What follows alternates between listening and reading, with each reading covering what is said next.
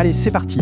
On va voir aujourd'hui comment une technologie a complètement changé la face du web pour le faire passer, en gros, d'une simple brochure numérique à tout l'univers interactif qu'on connaît aujourd'hui. Oui, c'est une super question, non?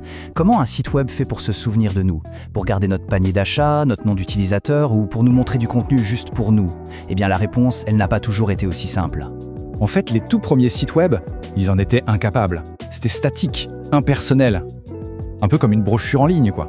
Vous imaginez des pages qui ne bougent jamais, qui sont exactement les mêmes pour tout le monde à chaque fois. Il manquait vraiment la pièce maîtresse du puzzle, un cerveau en quelque sorte, pour réfléchir et s'adapter. Et c'est justement là qu'arrive la technologie dont on va parler.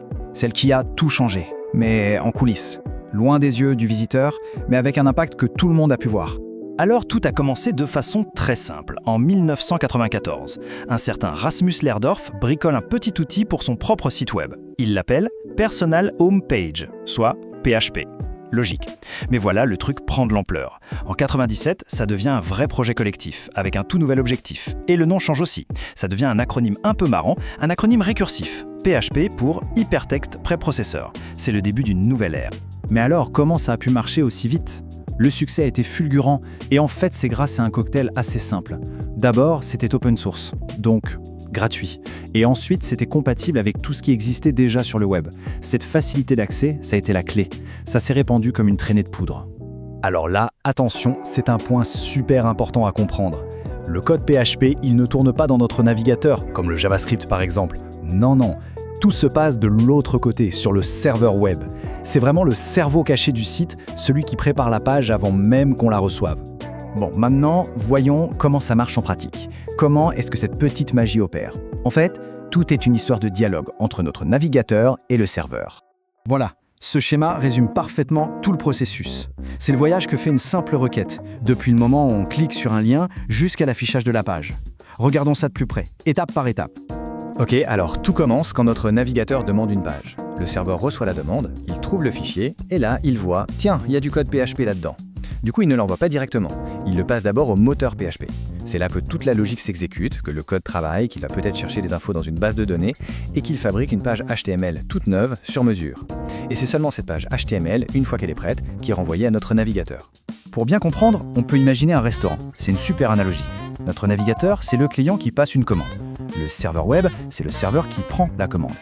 Et PHP, eh bien, c'est le chef en cuisine. C'est lui qui reçoit la commande et qui prépare un plat unique, personnalisé, avant de l'envoyer en salle. Ok, maintenant qu'on a vu la vue d'ensemble, regardons un peu les ingrédients de base. Pour comprendre PHP, en fait, il suffit de connaître quelques concepts très simples, à commencer par les variables. Une variable en programmation, c'est tout bête. C'est comme une petite boîte où on stocke une information. Un nom, un chiffre, peu importe. Et en PHP, c'est super facile de les repérer. Elles commencent toutes par le signe $, le $. Par exemple ici, on met le mot Benjamin dans la boîte qui s'appelle $nom. Et là, attention, petite subtilité de PHP qui est assez intéressante, regardez bien ces deux lignes de code. Elles se ressemblent beaucoup, mais l'une utilise des guillemets simples, les apostrophes, et l'autre des guillemets doubles. Ce tout petit détail va tout changer au résultat. Et voilà la différence. Avec les guillemets simples, PHP affiche le texte tel quel, sans se poser de questions. Bonjour $nom. Mais avec les guillemets doubles, il est plus malin. Il comprend qu'il doit regarder ce qu'il y a dans la variable $nom et la remplacer par sa valeur. Et là, on obtient Bonjour Benjamin. C'est un mécanisme hyper puissant pour construire des phrases dynamiques.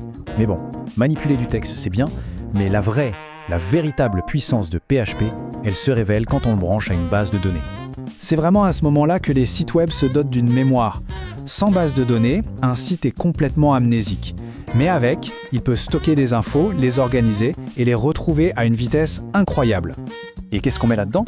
Eh bien, à peu près tout ce qui rend un site vivant et interactif. Les commentaires sous un article, les profils des membres d'un forum, les adresses e-mail pour une newsletter, les articles d'un blog ou encore tout le catalogue de produits d'une boutique en ligne. Tout est rangé là, bien organisé. Et pendant très longtemps, le grand partenaire de PHP, ça a été MySQL. C'est un système de gestion de base de données, lui aussi open source. Ce duo, PHP et MySQL, a été le moteur de millions et de millions de sites web. Alors comment ça se passe pour parler à cette base de données? C'est comme une petite conversation en 4 étapes très logiques. D'abord, on établit la connexion. Ensuite, on choisit la base de données précise qu'on veut utiliser. Après, on envoie ce qu'on appelle une requête. En gros, on lui pose une question. Et enfin, on récupère la réponse et on l'affiche sur la page. Évidemment, PHP a énormément changé depuis ses débuts. Ce qui était un petit outil simple est devenu un langage de programmation vraiment mature, très complet, et son influence sur le web aujourd'hui est encore immense. Aujourd'hui, il ne fait plus que créer des pages web. Il peut générer des fichiers PDF à la volée, créer et modifier des images, communiquer avec d'autres langages comme Java. Bref, c'est un vrai couteau suisse pour tout ce qui se passe côté serveur. Alors bien sûr, le monde du web a beaucoup changé. Il y a plein de nouveaux langages qui sont arrivés. Mais alors quel avenir pour ce bon vieux cheval de trait du web ? Eh bien, il faut savoir que PHP fait encore tourner une part énorme des sites dans le monde. Sa simplicité, son immense communauté et tout son écosystème font qu'il est encore bien là. La vraie question, ce n'est peut-être pas de savoir s'il va disparaître, mais plutôt comment il va continuer à se réinventer. I could be the word to your missing piece, that extra sentimental kind of chemistry. Some people make it hard, to me that isn't the case, 'cause I'm